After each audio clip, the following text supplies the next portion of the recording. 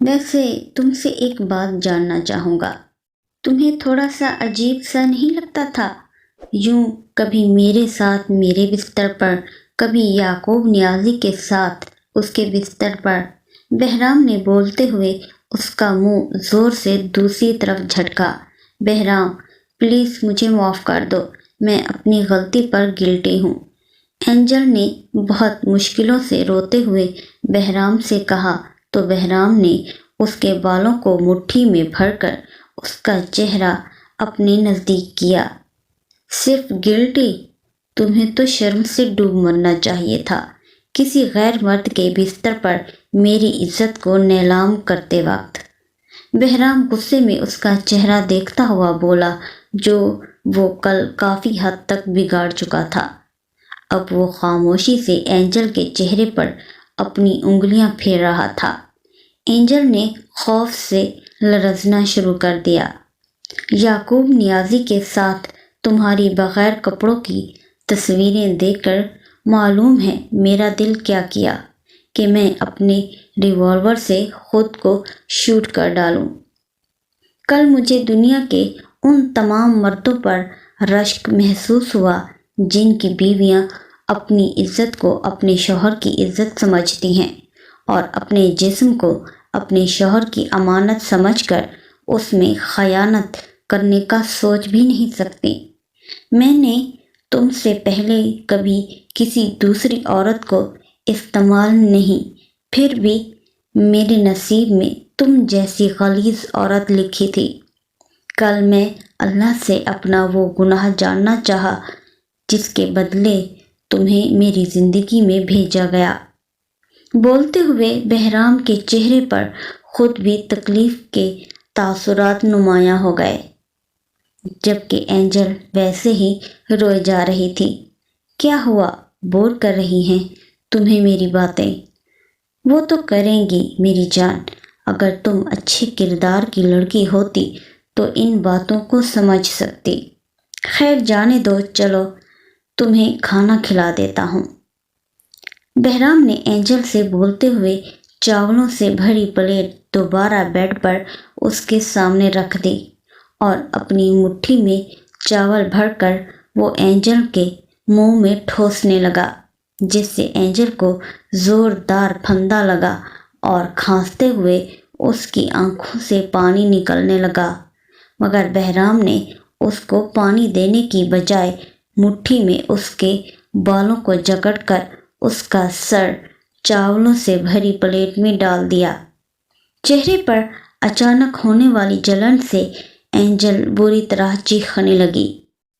ویسے ہی باہر ڈور بیل کی آواز پر بہرام دروازہ کھولنے چلا گیا، یہ چیک کیے بغیر کہ اس وقت اس کے فلیٹ میں کون آ سکتا ہے۔ اسے یاد پڑتا تھا جب وہ دروازہ کھولنے کے لیے گیا تھا کسی نے کوئی بھاری چیز اس کے سر پر ماری تھی، جس کی وجہ سے وہ بے ہوش ہو گیا تھا۔ ہوش آنے کے ساتھ ہی اس نے اپنے آپ کو صوفے پر بیٹھا پایا۔ سب سے پہلی نظر اس کی اینجل کے مسکراتے ہوئے چہرے پر پڑی، جس کے ہاتھ پاؤں کھول کر اسے آزاد کر دیا تھا۔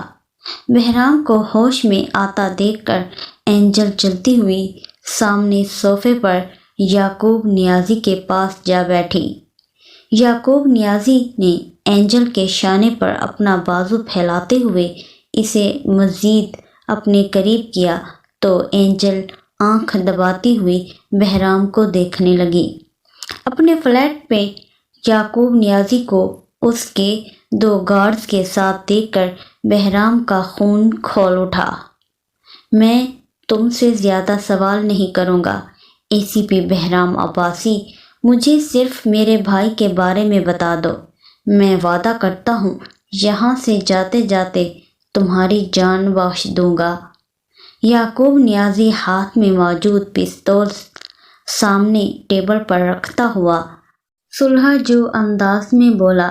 بہرام سامنے دیوار پر گھڑی میں وقت دیکھنے لگا۔ تھوڑی دیر بعد اس کے فلیٹ پر مہران کو آ جانا تھا۔ آج ہی مار ڈالا میں نے تمہارے بھائی کو، کتے جیسی موت نصیب ہوئی ہے اس سے۔ اپنی رکھیل کو اٹھاؤ اور دفع ہو جاؤ یہاں سے۔ تم سے زیادہ بغیرت دلال میں نے اپنی زندگی میں آج تک نہیں دیکھا، جو اپنی رکھیل کو، یعقوب نیازی کو، اینجل کے قریب، اتنا قریب، بے تکلفی سے بیٹھا ہوا دیکھ کر بہرام کا دل چاہا وہ ان دونوں کو جان سے مار ڈالے، اور غصے کی شدت سے وہ ایسا کر ڈالتا کیونکہ جس صوفے پر وہ بیٹھا تھا وہی ایک منی سائز کے پسٹل بھی چھپی ہوئی تھی۔ اس سے پہلے کہ وہ پسٹل نکالتا، بہرام کی باتوں پر غصے میں آ کر اینجل نے ٹیبل پر یعقوب نیازی کی رکھی ہوئی پستول اٹھائی اور اچانک سے بہرام پر فائرنگ کیا۔ اینجل کے غصے بھرے رد عمل پر جہاں سے یعقوب نیازی حیرت زدہ ہوا تھا، وہیں بہرام کو بھی صدمہ پہنچا۔ اس کی آنکھیں اوپر چڑھنے کو دی اور گردن ایک طرف ڈھلک گئی۔ یہ کیا حماقت کی ہے تم نے بے وقوف لڑکی؟ مجھے میرے بھائی کا پتہ کیسے چلے گا اب؟ یعقوب نیازی غصے کی حالت میں اینجل سے بولا۔ چند منٹ کا کھیل تھا جب گارڈ سمیت ان دونوں کی توجہ بہرام کے اوپر سے ہٹی، جس کا فائدہ اٹھاتے ہی بہرام نے چھپی ہوئی پسٹل نکالی اور حواس کھولنے سے پہلے ہی اس نے پسٹل سے اس بے رحم کا نشانہ لیا جس کی بے وفائی ثابت ہونے کے باوجود بھی اس نے اب تک اس کی سانسیں نہیں چھینی تھیں۔ اسجد، آپ یہاں پر کیا کر رہے ہیں؟ چھٹی کے وقت خرم اسجد کو اپنے اسکول سے باہر دیکھ کر حیرت زدہ ہو کر اس سے پوچھنے لگی۔ وہ بائیک پر بیٹھا ہوا اس کے باہر نکلنے کا انتظار کر رہا تھا۔ ضروری بات کرنا تھی تم سے، اسجد روٹھے ہوئے لہجے میں شکوہ بھری نظروں سے خرم کا زرد اور بیمار چہرہ دیکھتے ہوئے بولا۔ تو خرم سمجھ گئی کہ وہ کیا بات کرنے والا ہے، اس لیے خاموشی سے بنا کچھ بولے اس کی بائیک پر بیٹھ گئی، کیونکہ جو بات ان دونوں کے درمیان ہوتی وہ گھر پر سب کی موجودگی میں ہونا ناممکن تھی۔ منگنی ختم کرنے کا کیوں کہا تم نے اپنی چچی کو؟ وہ جس کے ریسٹورنٹ میں خرم کو لے کر آیا تھا وہاں رش نہ ہونے کے برابر تھا۔ ویٹر جیسے ہی جوس سے بھرے 2 گلاس رکھ کر وہاں سے چلا گیا، اسجد خرم سے پوچھنے لگا، نگی آپ کو بہت پسند کرتی ہے؟ خرم اسجد کی آنکھوں میں دیکھے بغیر میز کی سطح کو گھورتی ہوئی آہستہ آواز میں بولی، اور تم؟ اسجد کے دوسرے سوال پر ایک نظر خرم نے سر اٹھا کر اسجد کو دیکھا، پھر واپس اپنا سر جھکا لیا۔ وہ آج اس کی آنکھوں میں دیکھ کر بات نہیں کر سکتی تھی۔ میری کیا حیثیت ہے بھلا؟ تمام بڑے لوگوں کی خوشی اسی میں ہے کہ آپ کی اور نکی کی شادی ہو جائے۔ خرم اپنا دل مضبوط کرتی ہوئی اسجد کو بتانے لگی، کیونکہ جب سے نزہت چچی نے اپنے گھر والی بات صبیحہ خالہ کے سامنے کی تھی، تب سے صبیحہ خالہ بھی نگی کو اپنی بہو بنانے کی کوششوں میں لگی ہوئی تھی۔ اس کے پاس نہ تو ماں باپ تھے اور نہ ہی گھر جیسی نعمت، مگر میری خوشی تمہارے ساتھ ہے خرم، اسجد بے بسی سے بولا۔ خرم نے اس کی طرف دیکھا تو نہیں تھا، مگر اس کے لہجے میں چھٹی بے بسی محسوس کر سکتی تھی۔ نگی بہت اچھی لڑکی ہے اسجد، آپ اس کے ساتھ بہت خوش رہیں گے۔ خرم اپنا دل بڑا کرتی ہوئی اسے سمجھانے لگی۔ وہ اپنے ضبط پر خود بھی حیران تھی۔ اس نے اپنے آنسوں کو آنکھوں سے باہر نہیں آنے دیا تھا، کمال ضبط کا مظاہرہ کیا تھا۔ آج اس نے، میں اس لڑکی کے ساتھ خوش کیسے رہوں گا جس سے میرا دل نہیں ملتا؟ میں جانتا ہوں رشتے سے انکار تم نے خود نہیں کیا، یہ ہمارے بڑوں نے مل کر تم پر دباؤ ڈالا ہے۔ خرم پلیز تم میرا ساتھ دو تو سب ٹھیک ہو جائے گا۔ اگر ہم دونوں آج ہی نکاح کرنے کے بعد سب گھر والوں کو بتاتے ہیں۔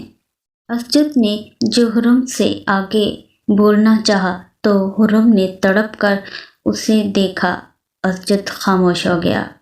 میں بہت زیادہ بزدل لڑکی ہوں اسجد، اتنا بڑا قدم نہیں اٹھا سکتی، اور اس طرح چھپ کر نکاح کرنے کے بعد کیا خالہ خالو آپ کی بہنوں کی نظروں میں میرا وہ مقام برقرار رہے گا؟ آپ خود بھی اس بات کو بہتر سمجھتے ہیں۔ جیسا سب چاہ رہے ہیں آپ مان جائیے، ضد کرنے سے کچھ حاصل نہیں ہوگا، اور آئندہ مجھ سے اس طرح ملنے اور بات کرنے سے گریز کیجیے گا۔ میرے پاس ایک عزت کے سوا کچھ بھی نہیں ہے۔ خرم اسجد سے بولتی ہوئی اٹھ کر وہاں سے چلی گئی۔ ارے یار، لے جاؤ واپس اس یخنی کے باؤل کو، اب ٹھیک ہو گیا ہوں میں۔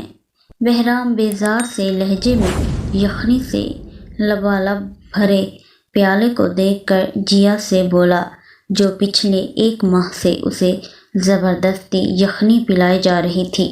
بہرام کی بات سن کر جیا بہرام کو آنکھیں دکھاتی ہوئی بولی، میرے سامنے زیادہ نخرے دکھانے کی ضرورت نہیں ہے۔ روزانہ کی طرح شرافت سے ساری یخنی ختم کرو۔ معلوم ہے یہ کتنی فائدہ مند ہے تمہارے لیے۔ اپنی روانگی سے پہلے میں تمہیں پہلے کی طرح حشاش بشاش، خوش باش اور صحت مند دیکھنا چاہتی ہوں۔ بہرام کے نخرے تو اس نے شروع سے ہی برداشت نہیں کیے تھے۔ وہ ابھی بھی روزانہ کی طرح اس پر روب جماتی ہوئی بولی، جو اس کے منع کرنے کے باوجود لیپ ٹاپ لے کر بیٹھ چکا تھا۔ تنقیدی نگاہ جیا نے لیپ ٹاپ پر ڈالی تو بہرام کو لیپ ٹاپ بند کر کے سائیڈ پر رکھنا پڑا۔ بہرام نے برا سا منہ بنایا، جس کی پرواہ کیے بغیر جیا نے اسے یخنی سے بھرا باؤل پکڑا دیا۔ اب میں پہلے کی طرح مکمل صحت مند ہو چکا ہوں، مگر پہلے کی طرح حشاش بشاش اور خوش باش ہو جاؤں، ایسا شاید ممکن ہی نہ ہو۔ بہرام نے پیالے میں چمچہ گھماتے ہوئے بولا تو جیا اس کی بات سن کر بہرام کے پاس ہی بیٹھ گئی۔ بے فکر رہو، میں کینیڈا جانے سے پہلے تمہیں پہلے جیسا کر کے ہی جاؤں گی۔ جیا مسکراتی ہوئی بہرام سے بولی تو بہرام نے اس کو آنکھیں دکھائیں، اب تم دوبارہ ہی وہی سلی سا ٹاپک لے کر مت بیٹھ جانا کہ دوبارہ گھر بسا لو، شادی کر لو۔ توبہ کر لی ہے میں نے اس کام سے اب۔ بہرام جانتا تھا جیا ایسی ہی کچھ بولے گی، اس لیے وہ پہلے ہی اس کو ٹوکتا ہوا بولا، کیوں، کیا تمہاری زندگی میں ابھی بھی وہ بے شرم لڑکی اہمیت رکھتی ہے، جس کے غم میں مبتلا ہو کر تم دوبارہ اپنی نئی زندگی شروع نہیں کر سکتے؟ جیا کو جیسے آج پھر موقع مل گیا تھا بہرام کا دوبارہ برین واش کرنے کا۔ ویسے بھی یہ کام ضروری تھا اس کی روانگی سے پہلے۔ تم جانتی ہو ایسا کچھ بھی نہیں ہے، وہ اپنی اہمیت اسی دن کھو چکی تھی جب اس کا کسی غیر مرد کے ساتھ ریلیشن کا پتہ چلا تھا مجھے، لیکن اب ہسبینڈ وائف کے تعلق سے ڈر گیا ہوں میں، اعتبار اٹھ گیا ہے میرا اس رشتے سے۔ بہرام اپنے دل میں چھپی ہوئی بات جیا سے شیئر کرتا ہوا بولا، ویسے بھی وہ شروع سے ہی اپنی چھوٹی بات جیا سے شیئر کرتا آیا تھا، اور جیا نے شروع سے ہی اس کے ہر معاملے میں اپنی چلائی تھی، اور بہرام نے ہر معاملے میں اس کی سنی بھی تھی۔ لیکن اینجل سے ملنا اور شادی کرنا زندگی میں پہلا اس کا اپنا ذاتی فیصلہ تھا، جو بہت ہی غلط ثابت ہوا تھا۔ پھر تم نے وہی عجیب سی باتیں شروع کر دی بہرام۔ اگر ایک لڑکی نے تمہاری زندگی میں آ کر تمہیں چیٹ کیا ہے تو کیا ضروری ہے کہ ہر لڑکی ویسی ہی ہوگی؟ ایسا ہر دفعہ نہیں ہوتا۔ جیا بہرام کی عقل پر ماتم کرتی ہوئی بولی، یقیناً 1 ماہ کی میرڈ لائف نے اس کے چھوٹے بھائی پر اچھے اثرات مرتب نہیں کیے تھے، جس کی وجہ سے وہ بری طرح مینٹلی طور پر ڈسٹرب ہو چکا تھا۔ مجھے یا تمہیں کیا معلوم کسی دوسری لڑکی کے کردار کے بارے میں؟ کوئی کسی کے کردار کی گارنٹی تو نہیں دے سکتا۔ بہرام نے بولتے ہوئے یخنی سے بھرا باؤل سائڈ ٹیبل پر رکھ دیا۔ اسے پہلے بھی یخنی میں دلچسپی نہیں تھی، اب تو اور زیادہ اس کا دل اکتانے لگا۔ جو لڑکی میں نے پسند کی ہے وہ ہر لحاظ سے تمہارے لیے پرفیکٹ ہے، بالکل سیدھی سادھی سی، بھولی بھالی سی اور بہت پیاری سی ہے۔ ویسے تو میں اس سے ملی ہوں اور رشتہ وغیرہ بھی طے کر دیا ہے، لیکن ہم دونوں کل اس کے گھر جائیں گے، تو تم دیکھ لینا اسے، جو باتیں پوچھنا ہو پوچھ لینا، اوکے؟ بہرام، میں جانے سے پہلے تمہارا گھر بستا ہوا دیکھنا چاہتی ہوں۔ جیا نے کتنے آرام سے اس کے سر پر بم دے مارا تھا۔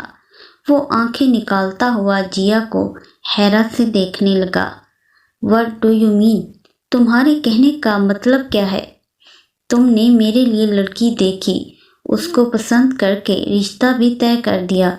جیا پلیز یار، میرا کوئی ارادہ نہیں ہے شادی جیسے جھنجھٹ میں دوبارہ پڑنے کا۔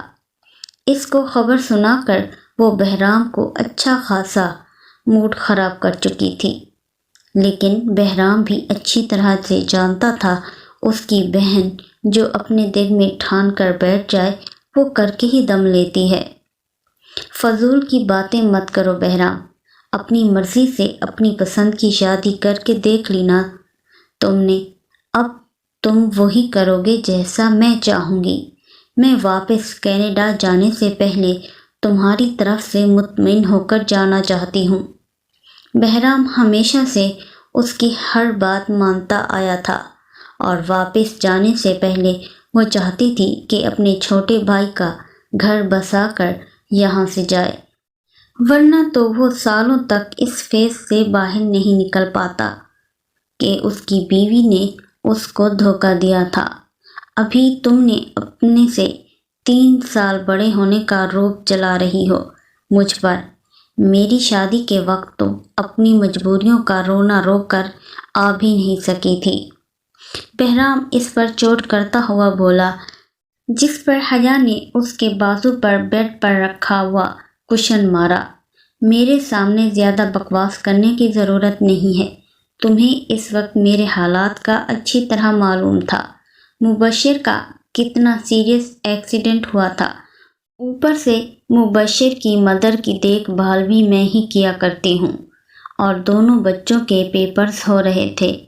یہ میری مجبوریاں تھیں جس کی وجہ سے میں بے بس ہو چکی تھی اور تمہارے لیے وقت نکال کر پاکستان نہیں آ سکی تھی۔ اس لیے اب فضول کے طعنے بازی سے گریز کرو، نہیں تو پھر میں بھی شکوہ پر اتر آؤں گی۔ کون سا تم نے اپنی شادی کی تصویریں مجھے بھجوائی تھی، یا اس اینجل سے اپنی بڑی بہن کا تعارف کروایا؟ کبھی چہرہ تک نہیں دکھایا تم نے اپنی پہلی بیوی کا مجھے۔ جیا نہ چاہتے ہوئے بھی بہرام کی بات پر شکوہ کر گئی تھی۔ فیس بک پر وہ جتنا ایکٹیو رہتی تھی بہرام اتنا ہی کم یوز کرتا تھا۔ پرسنل تصویریں بنوانا اسے زیادہ پسند نہیں تھا، اور اتفاق ایسا ہوا کہ جتنی بار بھی جیا نے اینجل کو دیکھنے کی فرمائش کی تو بہرام نے پہلے اس کے پاکستان آنے کی شرط رکھ دی۔ اس کا چہرہ دیکھ کر کیا کرتی، اس نے تو مجھے ہی کسی کے سامنے شکل دکھانے کے لائق ہی نہیں چھوڑا۔ بولتے ہوئے بہرام کے لہجے میں تلخی گھل گئی، جسے دیکھ کر جیا افسوس کرنے لگی۔ وہ یخنی کا باؤل اٹھاتی ہوئی بولی، بھول جاؤ بہرام اس بیکار سی لڑکی کو، چلو ہم دونوں حرم کے بارے میں بات کرتے ہیں۔ معلوم ہے حرم بہت پیاری لڑکی ہے، فرحانہ آنٹی نے مجھے بہت ساری لڑکیاں دکھائی تھیں، مگر مجھے تمہارے لیے ہر لحاظ سے حرم ہی پرفیکٹ لگی۔ اتنی انوسینٹ، اتنی کیوٹ، پیاری سی کہ کیا بتاؤں۔ پرائیویٹ BS کیا ہوا ہے اس نے، اسکول میں ٹیچنگ کرتی ہے عمر 20 سال ہے، تم سے 8-9 سال چھوٹی ہوگی، فیملی میں بھی کوئی خاص بڑی نہیں۔ پیرنٹس کی ڈیتھ کے بعد وہ اپنے چچا چچی کے ساتھ رہتی ہے۔ سیدھے سادے اور بہت سمپل سے لوگ ہیں۔ میں نے تو صاف بول دیا، ہمیں کوئی لمبا چوڑا جہیز تو چاہیے ہی نہیں۔ اللہ کا دیا ہوا سب کچھ ہے میرے بھائی کے پاس، بس آپ سے آپ کی بھتیجی چاہتے ہیں۔ اور میں نے انہیں یہ بھی بول دیا کہ نکاح کی تقریب ہم لوگ بھی سادگی سے چاہتے ہیں۔ جب کل تم حرم سے ملو گے تو گارنٹی سے کہتی ہوں وہ تمہیں بھی بہت پسند آئے گی۔ جیا اسے حرم کے بارے میں بتانے کے ساتھ ساتھ یخنی پلائی جا رہی تھی۔ وہ جیا کی باتوں کے ساتھ یخنی کے گھونٹ اپنے اندر تلخی سے اتار رہا تھا۔ ایک دم سے بہرام جیا کی آخری بات پر اس کا ہاتھ پکڑتا ہوا بولا، معصوم چہرے اکثر دھوکہ دیتے ہیں، یہ تجربہ ہو چکا ہے مجھے۔ اگر وہ خوبصورت ہے، انوسینٹ ہے یا کیوٹ ہے، مجھے اس سے کوئی فرق نہیں پڑتا، اور میں کل تمہارے ساتھ کہیں نہیں جا رہا۔ جو معاملات طے کرنے ہیں تم اکیلے ہی طے کرو، جو کرنا ہے وہ تم اکیلی کرو، مگر پلیز مجھے مت گھسیٹو بیچ میں، کیونکہ میں اچھی طرح جانتا ہوں جتنا بھی تمہیں انکار کر لوں تم میری شادی کروا کے ہی یہاں سے جاؤ گی۔ بہرام بیزار سے لہجے میں جیا سے ایسے بولا، وہ خاموش ہو گئی۔ صبیحہ آپا بتا رہی تھی آپ نے کہیں اور حرم کا رشتہ طے کر دیا ہے۔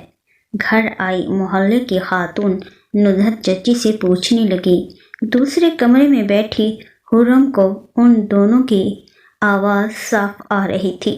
تھوڑی دیر پہلے ایک لڑکی اس کے ہاتھ پر مہندی لگا کر گئی تھی۔ ہاں بھائی، کہیں اور رشتہ بھی کر دیا ہے، اور کل تو ماشاءاللہ سے اس کی بارات بھی ہے، خیر سے۔ نکی کی طرح وہ بھی اپنے گھر کی ہو جائے گی، خدا کے حکم سے۔ بھائی جو کوئی کچھ بھی کہتا رہے، میں نے تو حرم کو نگی سے الگ نہیں سمجھا۔ جیسے ہی اس نے بولا مجھے اپنی خالہ ذات سے نہیں کرنی، وہیں میں نے خاموشی سے حرم کی جگہ اپنی نگی کو بہا دیا۔ نگی کا تو تمہیں معلوم ہے اللہ میاں کی گائے ہے۔ مہینے بھر میں ہی صبیحہ کے پورے گھر کو اس نے ایسے سنبھال لیا جیسے صبیحہ تو گن گاتے ہی نہیں تھکتی۔ نکی کے ندھت چچی اور بھی کچھ نکی کی تعریفوں کے پل باندھ رہی تھی، اور ادھر حرم تلخی سے مسکرانے لگی۔ اسے اپنے ہاتھوں میں مہندی لگی کافی بیزار کر رہی تھی، جو اس نے ہونے والی نند کے کہنے پر اسے لگائی گئی تھی۔ ایسے ہی سننے میں آیا ہے کہ حرم کا ہونے والا شوہر پولیس والا ہے، اور پہلے سے شادی شدہ بھی۔ محلے کی خاتون کی آواز پر حرم کی آنکھیں نم ہونے لگیں۔ آئے ہائے بہن، کہاں سے سن لی تم نے ایسی خوفناک باتیں؟ کیا شادی شدہ آدمی کو پکڑا دو گی؟ جوان کنواری پھول جیسی نازک بچی کو لوگ بھی دوسروں کی خوشیوں سے جل کر نہ جانے کیا کیا اول فول بکتے ہیں۔ پہلی بیوی مر چکی ہے اس بیچارے کی، کوئی بھرے پلنگ پر تھوڑی نہ بھیج رہی ہوں میں حرم کو، اور پولیس والے کی نوکری کر رہا ہے تو بہت اچھا عہدہ ہے اس کا، کسی ٹچے یا نکھٹو کو پلے نہیں باندھ رہی ہوں میں حرم کو۔ نظرت چچی کی تپتی ہوئی آواز حرم کو سنائی دی۔ نگی کی اسجد سے شادی کے فوراً بعد ہی نہ جانے کہاں سے اس کا رشتہ آ گیا۔ اس کی ہونے والی نند پہلی نظر میں اس کو اپنے بھائی کے لیے پسند کر کے چلی گئی تھی، بلکہ وہ جلد سے جلد واپس اپنے شوہر کے پاس جانے سے پہلے اس کی شادی اپنے بھائی سے کروانا چاہتے تھے۔ جیا ان لوگوں سے کچھ بھی نہیں چھپایا تھا۔ لڑکا 29 سال کا تھا، اچھی آمدنی، ذاتی گھر، اچھے عہدے پر فائز، لیکن حادثاتی طور پر اس کی بیوی مر چکی تھی۔ جیا نے جہیز کے نام پر ایک سکہ بھی لینے سے منع کر دیا تھا۔ اسے صرف اپنے بھائی کے لیے حرم چاہیے تھی جو اس کے بھائی کو سنبھال سکے اور اس کے بھائی کی زندگی میں خوشیاں بھر سکے۔ البتہ جیا کے بھائی نے اسے اتنی بھی اہمیت نہیں دی تھی کہ وہ حرم کو ایک نظر بھی دیکھ لیتا یا کوئی دیکھنے کی خواہش کر دیتا۔ جیا نے ہی ہفتے بھر پہلے اپنے موبائل میں اسے بہرام کی تصویر دکھائی تھی، جسے ایک نظر دیکھنے کے بعد اس نے جلدی سے موبائل واپس جیا کو دے دیا تھا۔ تصویر میں وہ شکل سے ہی کوئی مغرور سا انسان لگ رہا تھا، مگر قد کاٹ، نیر نقش اور شکل و صورت میں وہ اسجد سے کہیں زیادہ اچھا تھا۔ ویسے نزہت آپا، اڑتے اڑتے میں نے یہ خبر بھی سنی ہے کہ وہ پولیس والا کافی کسیلا قسم کا مرد ہے، اور تو اور اس نے خود اپنی پہلی بیوی کو مار ڈالا تھا۔ محلے کی خاتون کی کمرے میں آتی آواز پر حرم کے چہرے کا رنگ فک ہو گیا۔ وہ شادی شدہ تھا اور اس کی پہلی بیوی مر چکی تھی۔ اس بات کا تو حرم کو بھی معلوم تھا، مگر اس نے پہلی بیوی کو خود مار ڈالا تھا۔ یہ سن کر حرم کا دل بری طرح سے خوف سے لرزنے لگا۔ ارے بہن، یہ کون سی باتیں لے کر بیٹھ گئی ہو تم؟ آخر یہ کون سے لوگ ہیں جو یہ سب بکواس تم سے کر کے گئے ہیں، اور تم یہاں آ کر ہمارا دماغ خراب کر رہی ہو؟ کل بچی کی شادی ہے اور تم ہو کہ کب سے الٹی سیدھی باتیں ہی ہانکے جا رہی ہو۔ کوئی کام کی بات کرنی ہے تو بیٹھو یہاں، پر نہیں تو نکلو۔ شادی کا گھر ہے، ہمیں تو بہت سارے کام کرنے ہیں۔ نزہت چچی کی آواز اس کے کانوں میں پڑ رہی تھی اور وہ وحشت بھری نظروں سے مہندی سے سجے اپنے ہاتھ دیکھنے لگی۔ پورا وجود اس کا زلزلوں کی زد میں آ چکا تھا۔ ایک ایسا شخص جو اپنی پہلی بیوی کا قتل کر چکا تھا، ایسی جگہ پر اس کو بیایا جا رہا تھا۔ یہ سوچتے ہوئے حرم کی آنکھیں بھیگنے لگیں۔ حرم، اے حرم، ارے کیا ہوا بیٹا، رو کیوں رہی ہو؟ اس منحوس ساجدہ کی باتوں پر دھیان نہیں دو، ایک نمبر کی ہرافہ عورت ہے وہ تو، یہاں وہاں کی سن گن لینے والی اور اپنی پیٹ سے باتیں بنانے والی۔ تمہاری نند تو منع کر کے گئی تھی کہ جہیز کے نام پر کچھ نہیں چاہیے انہیں، لیکن تمہارے چچا کے کہنے پر میں تمہارے 7 سے 8 جوڑے، 3 بیڈ شیٹسیں اور ایک ڈنر سیٹ لے کر آئی ہوں۔ منہ دکھائی میں بہرام کے لیے مہنگی سی گھڑی بھی خریدی ہے اور سلامی کے لیے بھی اچھے پیسے لفافے میں ڈال کر حفاظت سے رکھ دیے ہیں۔ ارے کوئی بے مول تھوڑی ہے ہماری بیٹی جو تمہیں تمہارے چچا اور میں خالی ہاتھ بیاہ دوں۔ ارے میری نگی سے زیادہ خوش قسمت ہو تم، ہم نے تمہیں نگی سے کہیں زیادہ اچھے کھاتے پیتے لوگوں میں بیاہا ہے، لیکن یہ بھی قسمت کی بات ہوتی ہے۔ تم ان چوڑے چمار لوگوں کی باتوں پر دھیان مت دو، نگی آنے والی ہے تھوڑی دیر میں، اس کے ساتھ مل کر جو پیکنگ کرنا ہو کر لینا۔ ابھی تو تمہارے مہندی لگی ہے، آج رات کا کھانا اور روٹیاں میں ہی بنا دیتی ہوں، تم بس آرام کرو۔ نزہت چچی بولتی ہوئی حرم کی شکوہ بھری نظروں کو نظر انداز کر کے کمرے سے باہر نکل گئی۔ نگی کے مقابلے میں اس کو اچھے کھاتے پیتے لوگوں میں بیاہ کر اس کی چچی اس پر احسان جتا رہی تھی۔ کیا وہ اپنی نگی کی شادی ایک شادی شدہ مرد سے کر دیتی جو کہ اپنی بیوی کو بھی مار چکا تھا؟ حرم سوچتی ہوئی دوبارہ رونے لگی۔ اے سی پی بہرام عباسی، کہو کیسے مزاج ہیں اب تمہارے؟ وہ پولیس اسٹیشن میں بیٹھا ہوا ٹیبل پر رکھی فائل دیکھنے میں مصروف تھا جب یعقوب نیازی اس کے کمرے میں آتا ہوا بولا۔ بہرام یعقوب نیازی کی آمد پر غصے میں اسے ضبط کرتا ہوا دیکھنے لگا۔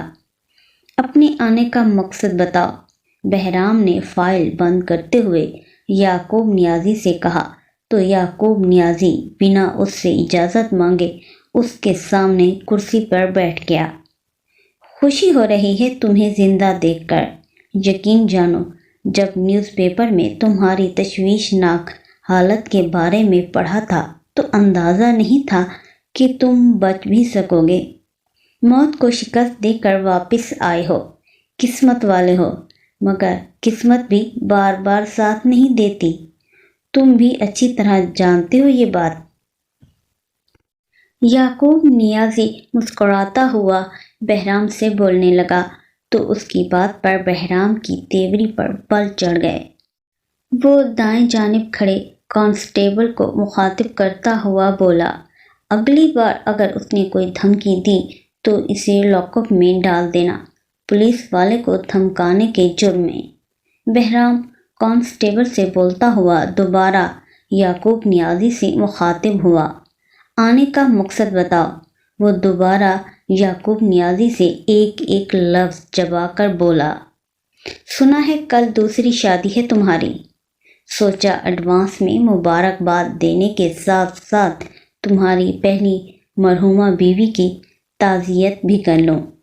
اچھی عورت تھی بیچاری، مرنے سے پہلے بھی دل خوش کر کے دنیا سے گئی۔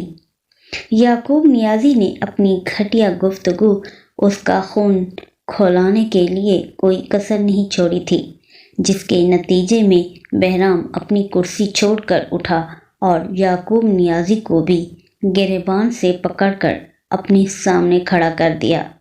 شدید غصے کی وجہ سے اس کی رگیں تن گئیں اور آنکھوں کے ڈورے سرخ ہو گئے۔ نہ نہ نہ، دیکھو یہ تم تیسری بار غلطی کر چکے ہو میرا گریبان پر ہاتھ ڈال کر۔ پہلی اور دوسری غلطی معلوم ہے تمہاری کیا تھی؟ پہلی غلطی تمہاری یہ تھی کہ تم نے میرے چھوٹے بھائی بوبی کو گرفتار کیا، اور دوسری غلطی تم سے ہوئی کہ تم نے بوبی کی موت کی جھوٹی اطلاع مجھے دی۔ یعقوب نیازی بہرام کے ہاتھ اپنے گریبان سے ہٹاتا ہوا بولا۔ بہرام خاموش کھڑا ضبط سے اپنے جبڑے بھینچے ہوئے تھا۔ یعقوب نیازی دوبارہ بولا، میں جانتا ہوں میرا بھائی زندہ ہے اور تمہاری قید میں ہے۔ اس کی سزا سے پہلے اگر تم نے مجھے میرا بھائی میرے حوالے نہیں کیا تو تمہاری دوسری بیوی بھی بہت جلد میرے بستر کی زینت بن جائے گی۔ یعقوب نیازی کے بولنے کی دیر تھی، بہرام نے غصے کی شدت سے پاگل ہوتے ہوئے زوردار مکہ یعقوب نیازی کے منہ پر رسید کیا۔ You bastard! بہرام نے یعقوب نیازی پر چیختے ہوئے شدید طیش کے عالم میں ٹیبل پر رکھا ہوا ریوالور اٹھا کر یعقوب نیازی کی طرف رخ کیا، مگر اس سے پہلے ہی انسپکٹر اور کانسٹیبل نے آگے بڑھ کر بہرام کو قابو کر لیا۔ چوتھی اور سنگین غلطی، یعقوب نیازی ناک سے نکلا ہوا خون رومال سے صاف کرتا ہوا بہرام کو دیکھ کر بولا اور وہاں سے چلا گیا۔ یہ کیا حرکت کی ہے تم نے بہرام؟ یہ کوئی طریقہ ہے؟ نکاح کے فوراً بعد تم مسجد سے اپنے گھر اپارٹمنٹ میں چلے گئے۔ میں کہتی ہوں فوراً حرم کے گھر پہنچو، وہ یہاں دلہن بیٹھی تمہاری انتظار کر رہی ہے۔ تم یہاں آؤ گے تب ہی وہ رخصت ہو کر میرے اور تمہارے ساتھ فلیٹ میں آئے گی۔ اپارٹمنٹ میں پہنچتے ہی آدھے گھنٹے بعد بہرام کے موبائل پر جیا کی کال آئی۔ اس کی حرکت پر کافی غصے میں لگ رہی تھی۔ یار پلیز جیا، اب بس کر دو، میں تمہاری ضد کرنے پر شادی کر چکا ہوں۔ اگر وہ لڑکی میرے انتظار میں رخصتی کے لیے بیٹھی ہے تو اسے کہہ دو آج میرا رخصتی کروانے کا کوئی ارادہ نہیں ہے۔ اگر اسے آنا ہے تو وہ خود آ جائے، یا جب میرے پاس ٹائم ہوگا یا موڈ بنے گا تو میں اسے لینے آ جاؤں گا۔ ابھی فی الحال ایمرجنسی میں میری ڈیوٹی لگا دی گئی ہے، وہیں جانے کی تیاری کر رہا ہوں۔ اپنے اپارٹمنٹ میں آنے کے بعد اس نے زیب تن کیا قمیض شلوار تبدیل کر کے یونیفارم پہن لیا تھا، مگر یہ ڈیوٹی اس کی لگی نہیں تھی۔ آج رات نائٹ ڈیوٹی کے لیے اس نے خود اپنا نام دیا تھا۔ نہ جانے وہ کس سے فرار چاہ رہا تھا۔ 1 ماہ پہلے جب وہ ہسپتال سے گھر آیا تھا، تب اس نے اپنے کمرے میں موجود اینجل کا سارا سامان لاؤنج میں پھینک کر اس کے سارے سامان کو آگ لگا دی تھی۔ اس کے اتنے شدید غصے پر جیا بھی ڈر گئی تھی۔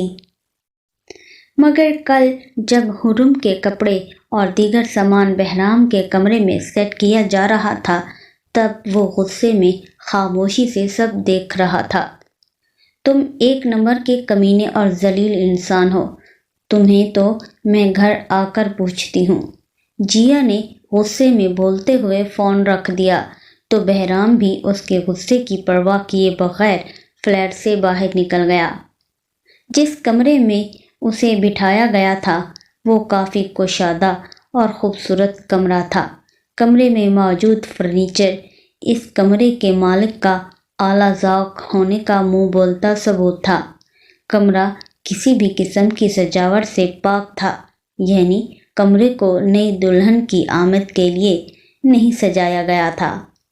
نئی دلہن، حرم یہ لفظ بڑبڑاتی ہوئی تلخی سے مسکرائی۔ وہ نئی دلہن ضرور تھی، مگر پہلی ہرگز نہیں تھی۔ اور مرد دوسری یا تیسری بیوی لانے میں کہاں اس قسم کی فارمیلٹیز کو پورا کرتا ہے۔ اور اس کے شوہر نے اس سمیت اس کے گھر والوں کو یہ بھی جتا دیا تھا کہ وہ رتی برابر دوسری شادی یا اپنی دوسری بیوی میں دلچسپی نہیں رکھتا۔ جبھی نکاح کے بعد اس نے رخصتی کے لیے گھر آنا ضروری بھی نہیں سمجھا۔